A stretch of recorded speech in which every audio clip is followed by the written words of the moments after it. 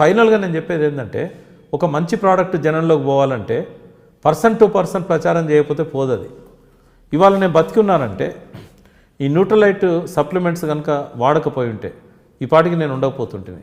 నాకు క్యాన్సర్ వచ్చి ఈ గ్లాండ్ తీసేశారు. అయినా నేను 61 ఇయర్స్ ఏజ్లో ఎనర్జెటిక్గా హెల్తీగా హెయిర్ ఫాల్ కూడా కాకుండా స్కిన్ మీద రిన్సెస్ లేకుండా రోజుకు 18 గంటలు పనిచేయగలుగుతున్నానంటే బికాజ్ ఆఫ్ సప్లిమెంట్స్. బయట మనకు సప్లిమెంట్స్ చాలా ఉన్నాయి. ఇప్పుడు డాక్టర్స్ గర్భవతులకు ఇచ్చే ఐరన్ ట్యాబ్లెట్స్ కూడా ఇలా పిల్లలు పుట్టుతున్నప్పుడే వాళ్ళ క్యాన్సర్ రావడానికి, బుద్ధిమాంద్యానికి, శరీర అంగవైకల్యానికి కారణమవుతున్నాయి.